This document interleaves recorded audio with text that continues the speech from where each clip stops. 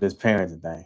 I feel like every day I wake up and there's something new to learn about parenting both of my kids, especially them with the age gap that they have at this point. I remember one time I was leaving the car show, me and my homeboys, and my daughter wanted to ride along, so she was in the back seat.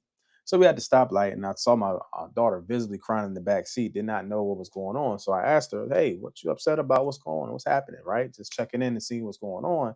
And she told me, "Daddy, you didn't listen to me. You didn't respond to me when I asked you something." So I'm trying to think about all the things that was going on that I didn't respond to, and I felt like I responded to everything that she was talking about. I thought she just didn't want to leave, right? And it was kind of find out she was saying, she said, "I said something to you, but you didn't say anything back to me," right? And then at this time, my daughter's like 3 or 4 years old, and I paused for a moment, feeling somewhat embarrassment and shame that I did not respond and just kind of brush my daughter off at 3 and 4 years old, as she is still fresh to this world, new to this world, and learning how to respond in social settings. And I felt really bad. And I also felt like, man, she said this and called me out in front of my homeboys and my friends.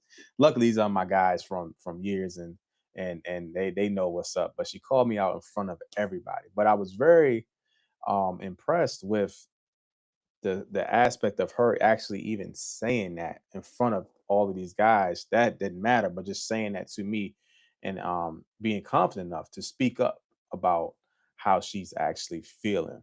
Listen, my name is Dr. Gary Trey Taylor, licensed clinical social worker, curator of the G.Taylor Show, and I'm here to talk about this evening about parenting, especially parenting as Black fathers and Black men today.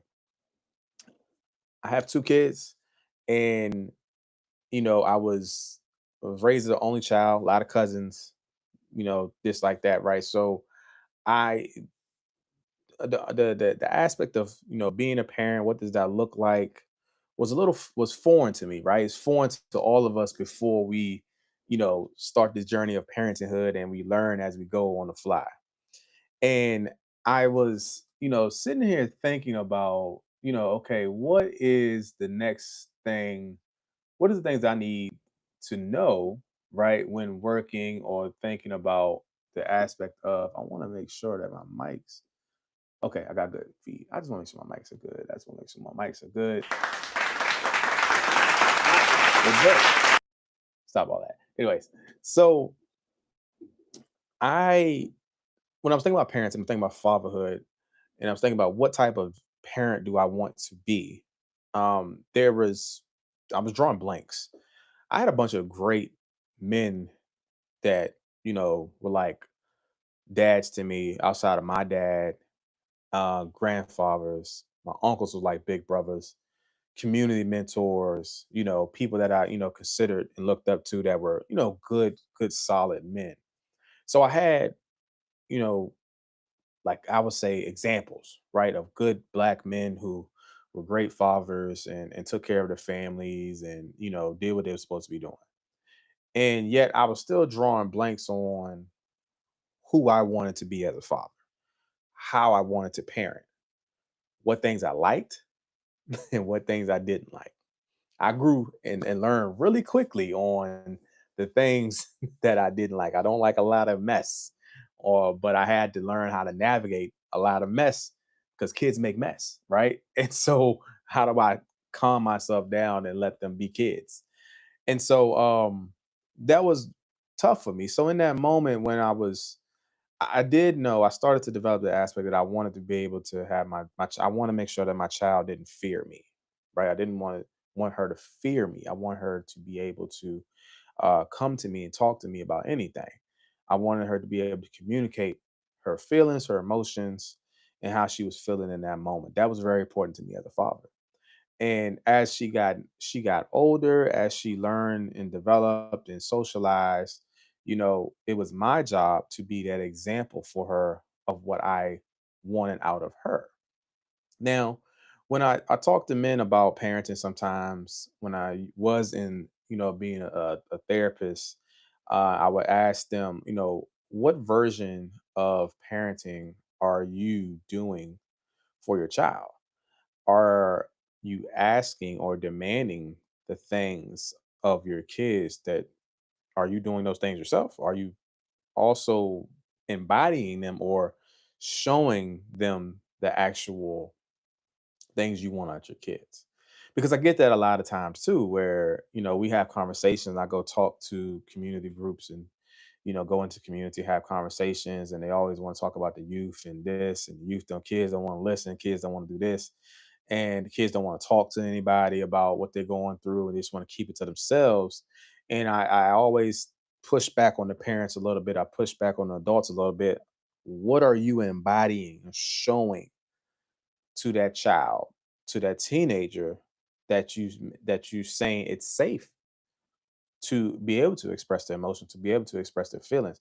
What are you saying in that moment? Are you showing them how you manage your emotions, how you manage your mental health? Do you talk about how you have navigated some of the actual things that you dealt with, right? And so for us as Black men and Black fathers, a lot of us, that's my research is in working with Black men, is that the way that being socialized to, process our emotions and feelings is just to hold it in, right? And to be a man and don't show emotions, don't show feelings. But when it comes time to raise a child, right, and we want them to be emotionally aware and emotionally intelligent, but we can't teach them that because it's something that we weren't taught or we had to learn on the fly. That's where the disconnect comes in. And so sometimes as Black parents, as Black men, not just Black parents, but Black fathers, sometimes we also want to emulate what our fathers have, parented to us and how they parented us, right? And then that's usually coming down the pike from how, their dads parent them, all the way down to how you got parent, and so forth and so forth. So the first response sometimes in that, when we ask, okay, well, what type of parent do you want to be? Is that, okay, well, this is all I know from my dad. I turned out well, so I'm going to parent his way. But that parenting style may not be appropriate for your child in this moment, in this generation, right?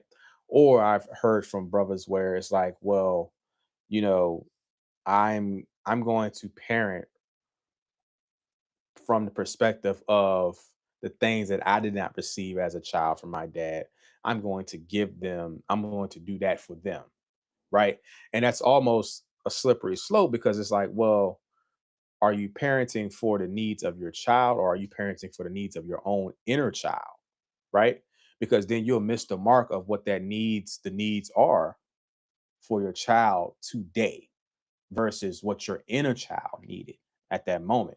And I'm saying it's a slippery slope because there is some validity to that. There are some things that you may have lacked as a child that you did not receive from your dad, right?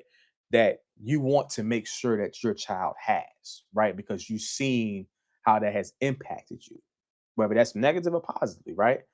And so that's okay to add that into your space of, this is how I want to parent. I want to make sure that my daughter, my son, they receive this type of care, love, this type of access, this type of experience, right? I want to make sure that they're safe. Like that's totally fine. But when you make the whole parenting, I would say, modality are surrounded by your own inner child, it makes it harder to meet the needs of what your actual current child needs in those moments. And again, you got to think about it. All of children's needs are different, right? You might have multiple kids.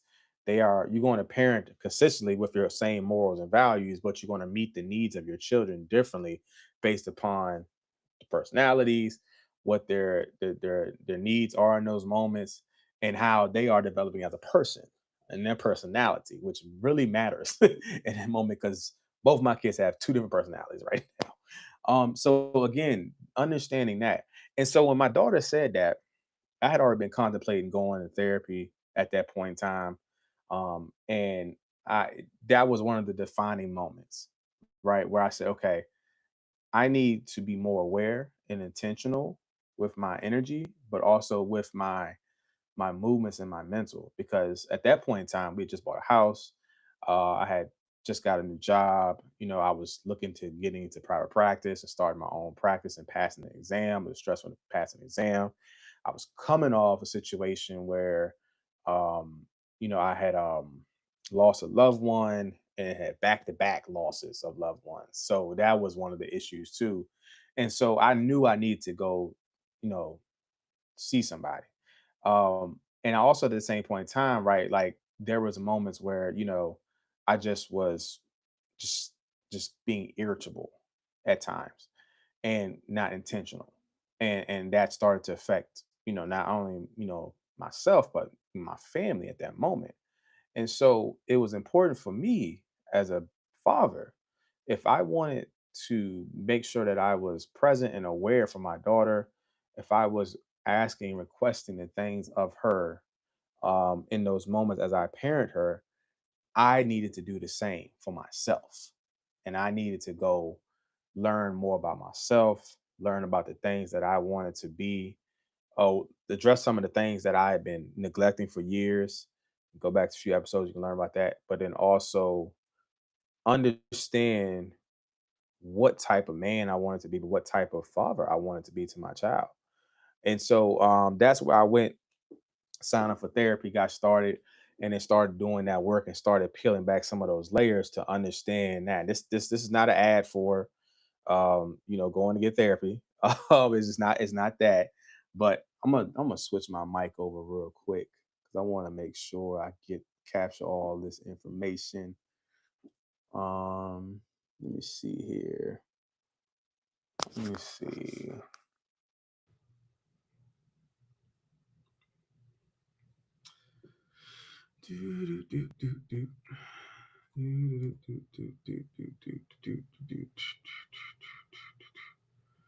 No, it won't let me do what I need to do.